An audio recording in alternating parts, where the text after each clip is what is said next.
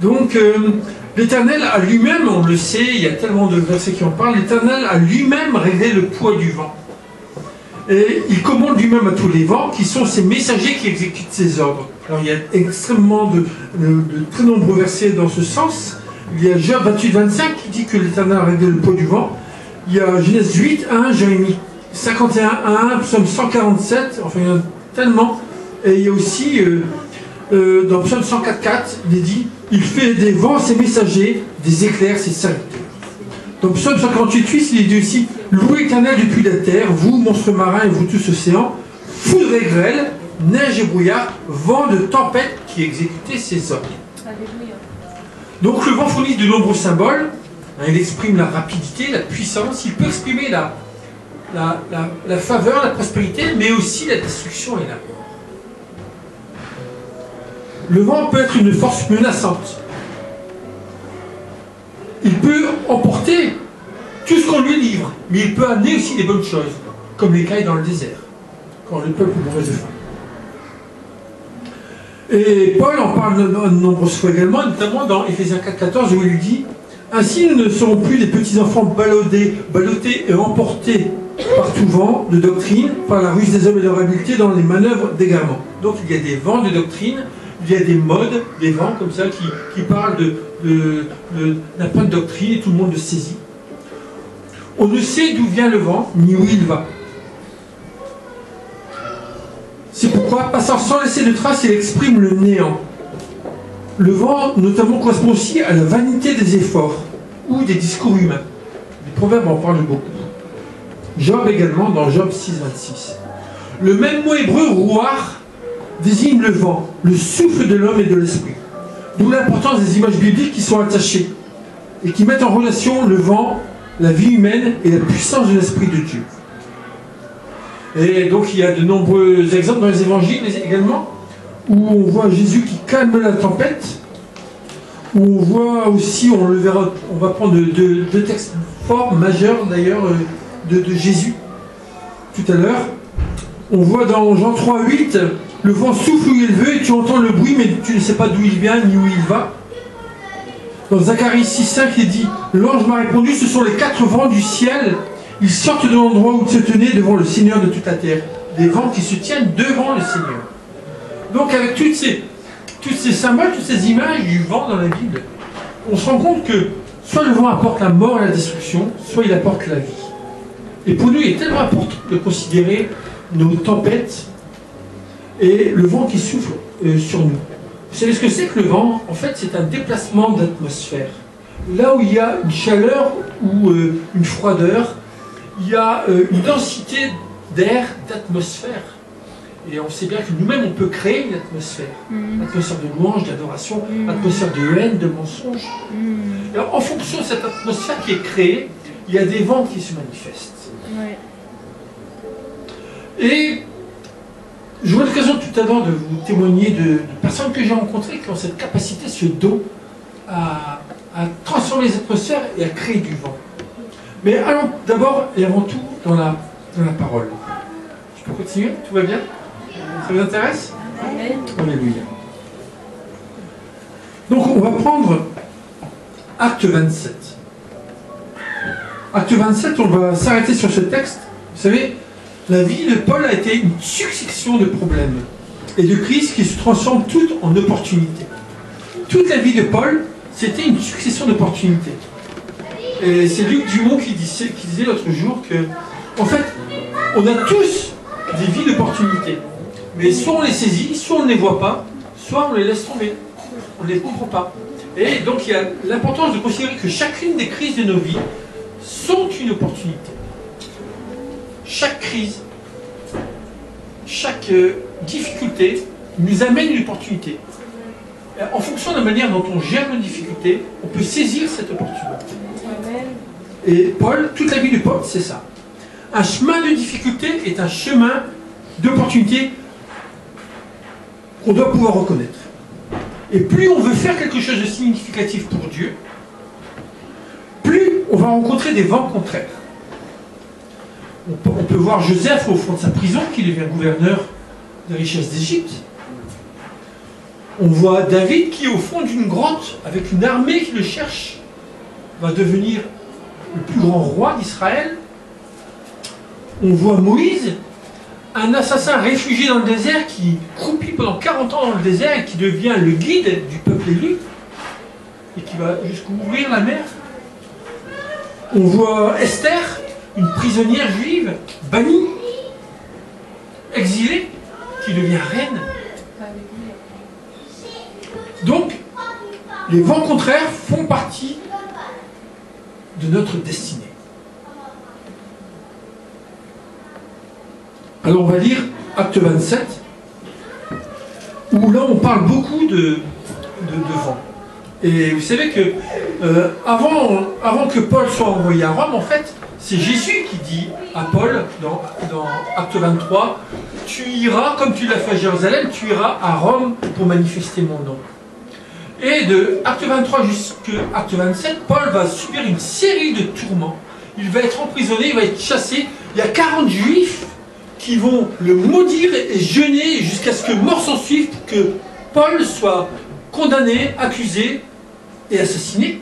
40 juifs, 40 religieux juifs, donc avec une puissance spirituelle qui jeûnent et qui font des imprécations et qui maudissent, qui se maudissent eux-mêmes en disant nous ne vivrons pas tant que Paul sera mort.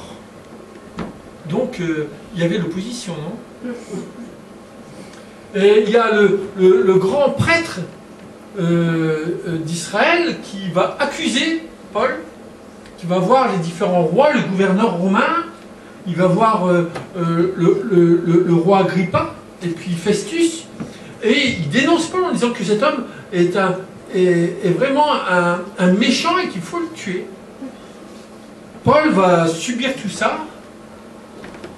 Il va donner faveur aussi vis-à-vis des Romains, puisque les Romains vont le protéger. Il y a toute une armée qui va se lever, 200 hommes, 200 soldats romains qui vont protéger Paul des implications des Juifs.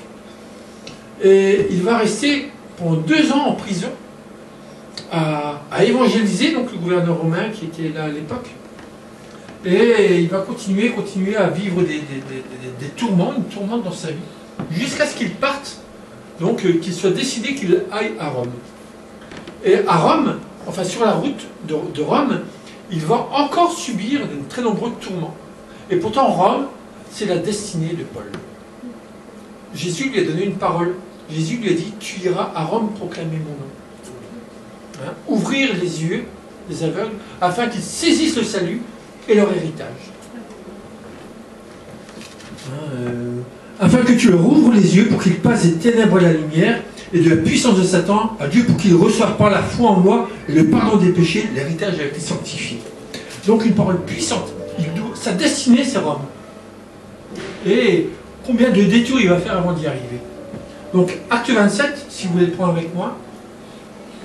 Lorsqu'il fut décidé que nous nous embarquerions pour l'Italie, on remit Paul et quelques autres prisonniers à un centenier de la cohorte Auguste nommé Julius. Nous montâmes sur un navire d'Adramite qui devait côtoyer l'Asie. Nous partîmes avant et nous partîmes ayant avec nous Aristarque, Macédonien et Thessalonique. Le jour suivant, nous abordâmes à Sidon et Julius, qui traitait Paul avec bienveillance, lui permit d'aller chez des amis et de recevoir leurs soins. Partis de là, nous longeâmes l'île de Chypre parce que les vents étaient... Comment? Contraires. Vous me suivez, hein? Tout le monde a sa Bible? On lit tous ensemble. Hein? Donc, parce que les vents étaient contraires. Après avoir traversé la mer qui baigne la Cilicie et les Pamphylie, nous arrivâmes à Myra en Lycie. Et là, le centenier ayant trouvé un navire d'Alexandrie qui allait en Italie, nous y fit monter. Pendant plusieurs jours, nous naviguâmes lentement. Et ce ne fut pas sans difficulté que nous atteignîmes la hauteur de Cnide, où le vent ne nous permit pas d'aborder. Nous passâmes au-dessous de l'île de Crète, du côté de Salmone, nous la côtoyâmes avec peine, et nous arrivâmes à un lieu nommé Beauport, près duquel était la ville de Lacée. Un temps assez long s'est écoulé et la navigation devenait dangereuse. Pourtant, c'est Dieu qui envoie Paul à Rome.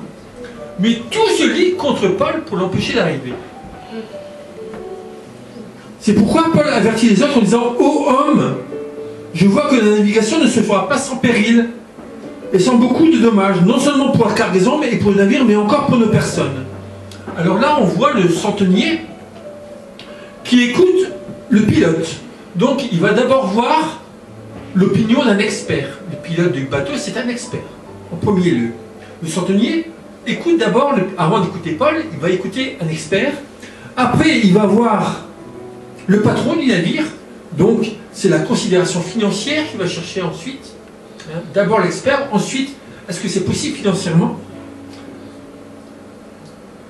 Donc, le centenier écouta le pilote et le parole du navire plutôt que les paroles de Paul.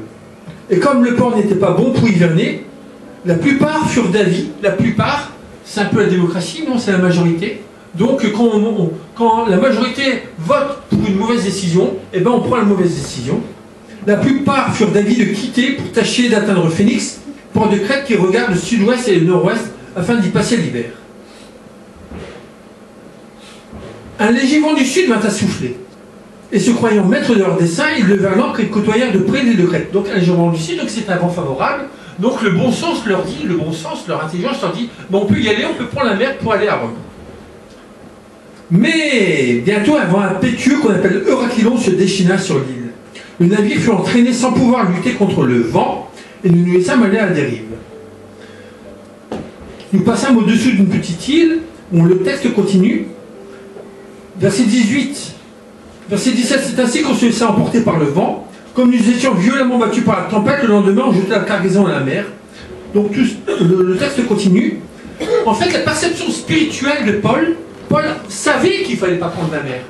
Mais on utilise sa sagesse, son expérience, les considérations financières, on fait voter la majorité et on vérifie donc le temps favorable, le bon sens, donc tout est bien réfléchi, mais malheureusement d'une manière humaine.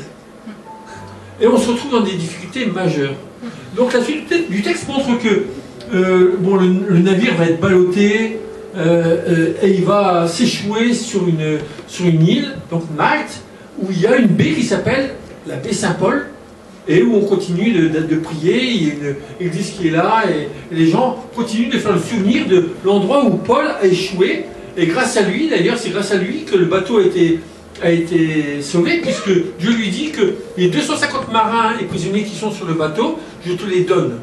Et donc il y a un ange qui vient, qui dit à Paul, la marche à suivre, les gens sont maintenant tellement désespérés, et sont tellement au bout, dans le fond du trou, et ben, qu'ils ne peuvent qu'écouter Paul parce qu'il n'y a plus aucune autre solution. Donc ils ont subi autant de tourments parce qu'ils n'avaient pas vu, écouter avant la perception spirituelle de Paul qui leur avait dit qu'il ne fallait pas prendre la mer. Et Dieu est toujours là dans nos situations, quelles que soient les tempêtes que nous pouvons vivre, quels que soient nos tourments, il y a toujours une solution. Alors là, on voit bien que ces vents contraires qui en grec c'est enantia. Vent contraire, et le enantia, en grec, ça veut dire adversité, adversaire. Et dans nos vies, on a tout le temps, on va avoir, plus on aura d'opportunités, plus on aura une grande destinée, plus on aura des vents contraires. C'est la voie du chrétien d'avoir des vents contraires.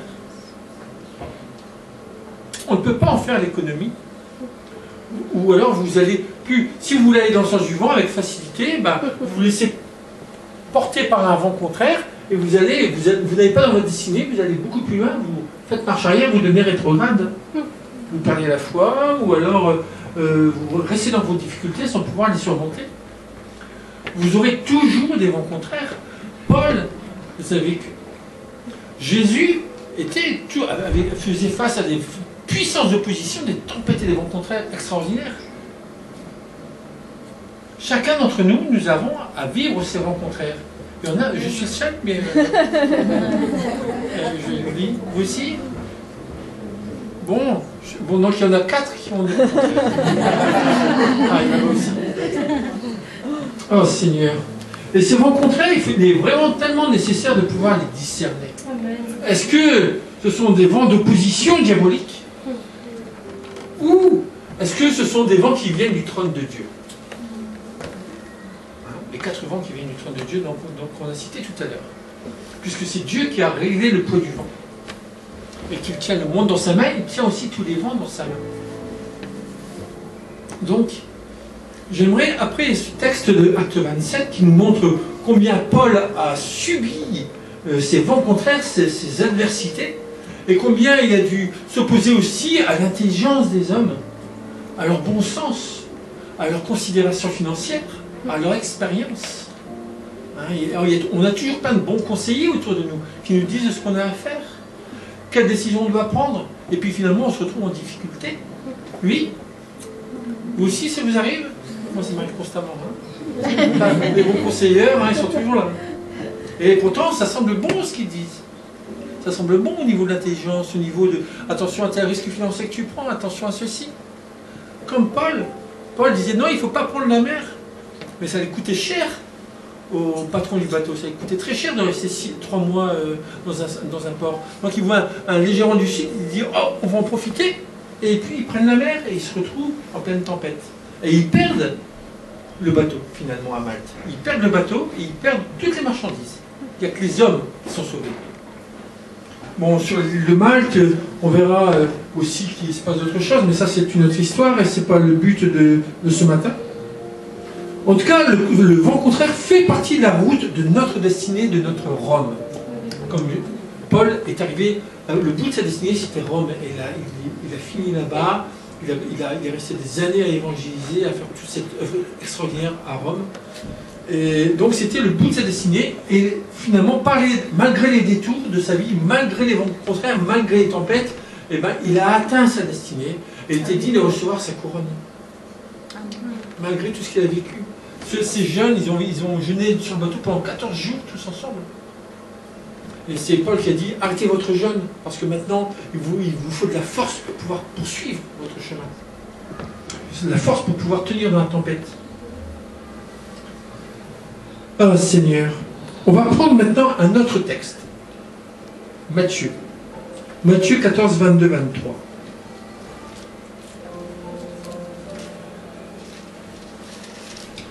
Et là, c'est Jésus. Tout à l'heure aussi, on parle de Jésus, bien évidemment, hein, mais c'était à travers l'expérience de Paul. Donc Matthieu 14, 22, 23. Aussitôt après, il obligea les disciples à monter dans la barque et à passer avant lui de l'autre côté. Alors il faut voir qu'il y a eu juste auparavant un immense miracle, c'est la multiplication des pains. Donc 5000 personnes ont pu manger sans compter les femmes et les enfants à partir de quelques morceaux de pain et poissons. Donc il y a un immense miracle où on voit que Jésus ordonne aux circonstances, ordonne aux éléments, ordonne à la nourriture de se multiplier. Et après cela, il oblige les disciples à monter dans la barque et à passer avant lui de l'autre côté. Pourquoi il oblige les disciples? Parce qu'on sait qu'il va y avoir une tempête après. Et eux, ils sont en train de voir, parce qu'ils connaissent les éléments, ils savent qu'il y a une tempête. Et c'est le soir, nous dit Marc. Dans Marc, parce que le même texte est dans Marc et dans Jean. Donc dans Matthieu, les disciples savent qu'il va y avoir une tempête. Donc ils ne veulent pas aller dans la tempête. Et Jésus leur dit, si vous allez traverser. Donc, ils ne veulent pas y aller, mais Jésus leur dit, allez, vas-y, allez-y mes amis, allez-y. Allez-y, je suis toujours avec vous, je vous l'ai déjà dit, allez-y, je vous demande d'y aller. Il n'a pas dû leur demander avec contrôle, maîtrise et colère, ni avec violence, il leur a dit, allez-y. Et la beauté du regard de Jésus sur leur vie les a obligés, ils se sont obligés à y aller. C'est comme ça qu'il faut pouvoir le lire ce texte. Parce qu'ils aimaient Jésus, Jésus les aimait, ils le savaient, il y avait cette grande manifestation de puissance, et ils ont dit, bon ben, malgré nos craintes, malgré nos peurs, on va y aller, on va aller dans la mer, malgré cette tempête. Et le vent commence à souffler. On verra ça plus tard. Et à monter avant lui de l'autre côté pendant qu'il renverrait la foule. Et même le texte dit la foule très excitée.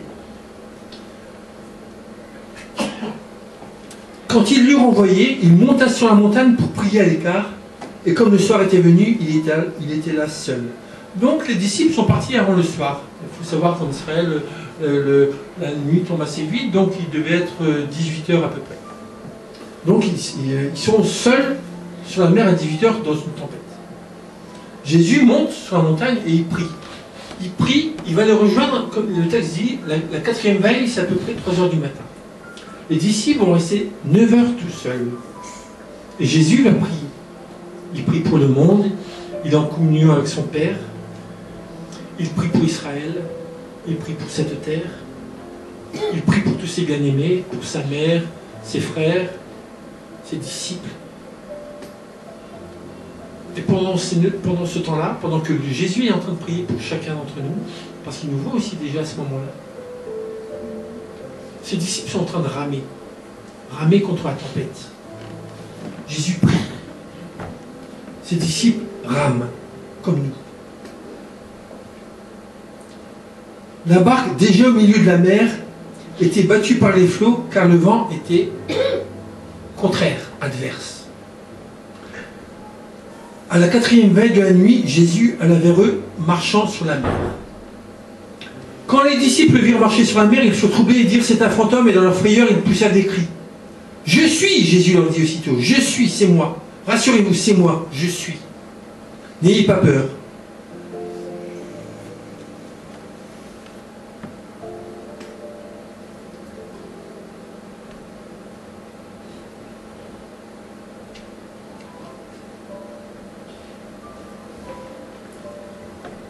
Savoir que dans Jean, il est parlé de 25 à 30 brasses. Les disciples ont traversé 25 à 30 brasses.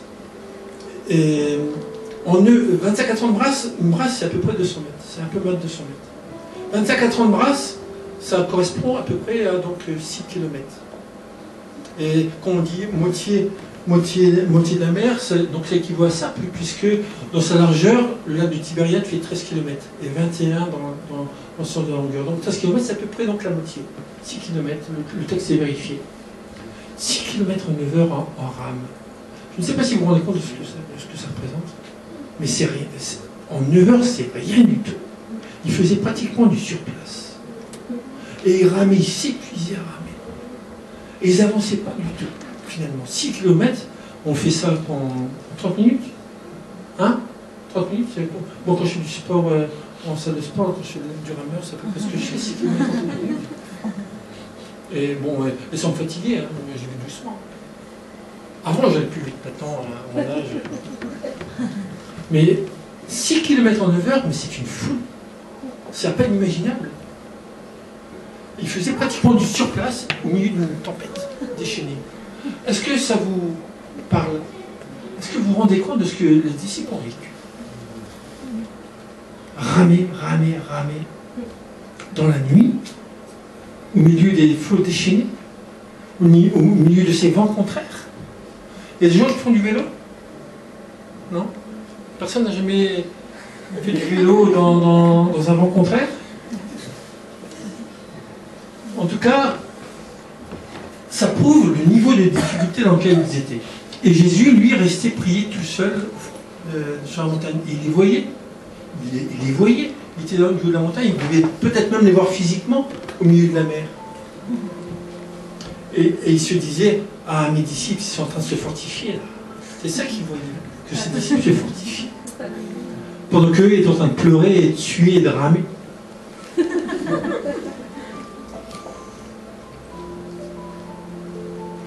Jésus arrive.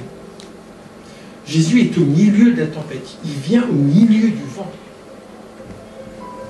Il vient au milieu de chacune de nos tempêtes. Il est toujours au milieu de nos tempêtes. Tout le temps. Et il nous voit ramer. Il nous voit galérer, suer, plein de crainte. Je ne vais pas y arriver. J'ai l'impression de mourir. Il y a des vents de maladie au milieu de nous. Il y a des vents de misère, des vents de découragement. Il y a des vents de désespoir, des vents de faiblesse. Il y a des vents d'opposition tellement forts. Il y a des tourmentes qui nous amènent, tourmente après tourmente, au bord du désespoir. On croit que c'est fini pour nous. On ne va pas y arriver. Mais ce texte nous dit quoi? Que Jésus est toujours au milieu de la tempête.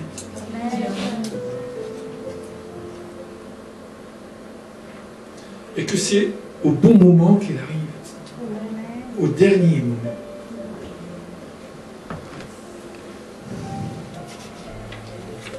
Il y a un mot grec qui dit, si je retrouve.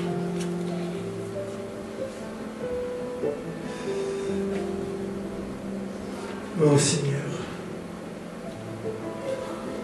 Il y a un mot grec. Est-ce que je vais retrouver?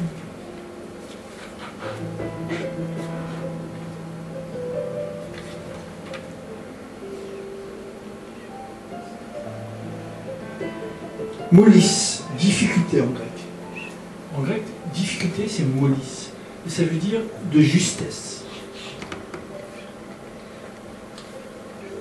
Ça veut dire à la limite extrême. Et on retrouve ce même mot quand dans la Bible on parle de Moïse qui ouvre la mer, de justesse, avant que l'armée des Égyptiens arrive.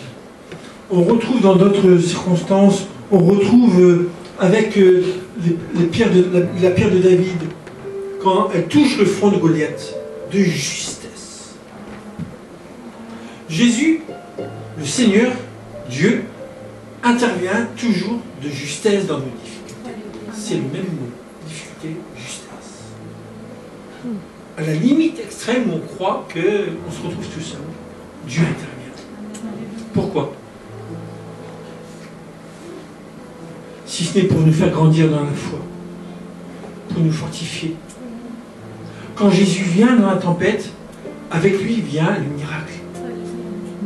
Quand Jésus arrive dans nos tempêtes, c'est le surnaturel, c'est le ciel qui se penche.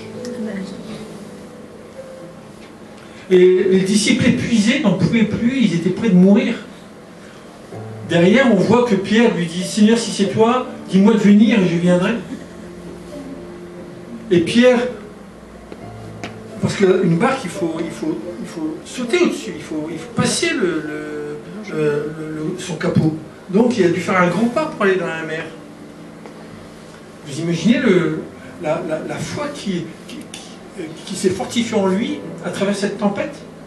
Il a eu la capacité d'aller au-dessus du bateau et de marcher dans l'eau. Au début, il a eu cet élan de foi qui lui a permis de fixer ses regards sur Jésus. Et après, au fur et à mesure de sa marche, il a regardé les éléments qui se poursuivaient, il a regardé la tempête, et puis il a commencé à nouveau à avoir peur et à douter de sa foi. Et il a commencé à s'enfoncer jusqu'à ce qu'il crie après Jésus. Jésus, sauve-moi. Et Jésus, d'un mot, a calmé la tempête. D'un seul mot. Un mot a suffi pour que tout s'arrête. Le surnaturel, le miracle qui intervient.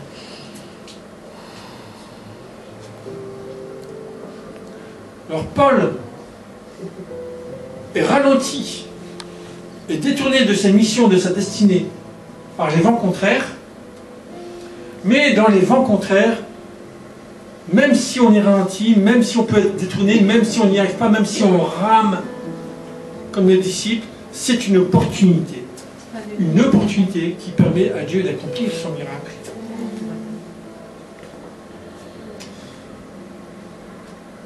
Même si nous on ne comprend pas.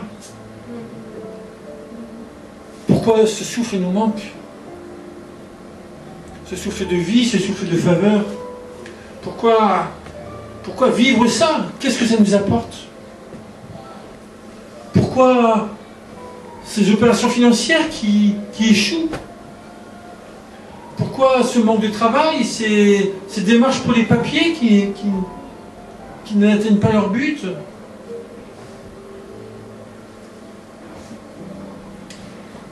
Pourquoi ma vision n'avance pas plus vite?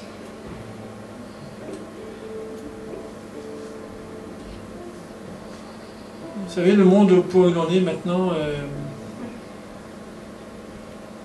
on voit ce qui se passe en Somalie, dans tous les pays musulmans, en Somalie, en Irak, en Iran, en Syrie, en Libye, en Turquie, partout. Partout, tous ces chrétiens qui sont persécutés, assassinés, crucifiés, décapités.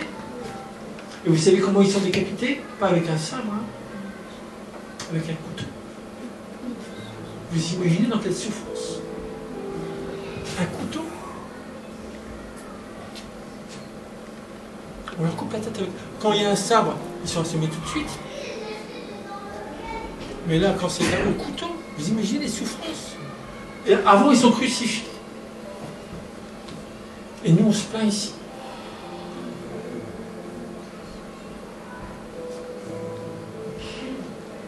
Ça permet de relativiser, mais ça n'empêche pas la difficulté que nous avons à vivre ici, parce qu'on vit des oppressions, on vit ces vents contraires, on vit ces tempêtes.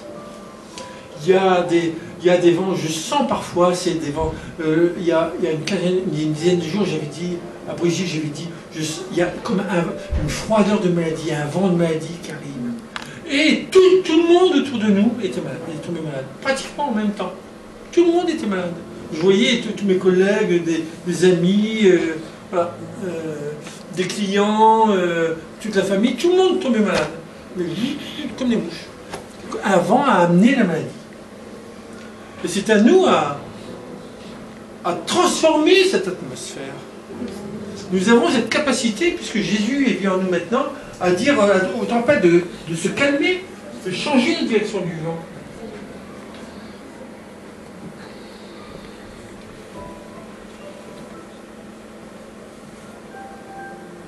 Je ne voudrais pas trop prendre de temps dans la parole. Là, on a déjà saisi ce que le Seigneur avait à nous dire ce matin, je crois. Et j'aimerais, par rapport à tous ces vents qui soufflent sur nos vies, tous ces mauvais vents, les vents d'infortune, les vents d'injustice, les vents de diffamation, de mensonges, les vents d'échec, de pauvreté, de maladie, les vents de désespoir, de tristesse et de mort. Je voudrais qu'on prenne un temps pour transformer ces vents. Amen. Et que nous amenions des vents de guérison, des vents de faveur, des vents de grâce. Que nous changions la direction de ces vents sur nos vies. Que quelque chose se passe. Vous êtes prêts pour ça? Amen. Je peux appeler le groupe de louanges. On va essayer de prier et de faire qu'il y ait un vent d'encouragement puissant qui balaye tout ce qui encombre nos vies. Qu'on parle de vent de réveil, qu'on parle de roar, souffle de vie. C'est qu'il y a une réalité dans le vent de Dieu. On va chasser les vents mauvais et amener les vents de vie et de faveur. On va faire en sortant de ce culte, quelque chose se passe, qu'il y ait un changement, une transformation par rapport à ce matin avant de venir au culte. Qu'il y ait quelque chose qui change sur nos vies.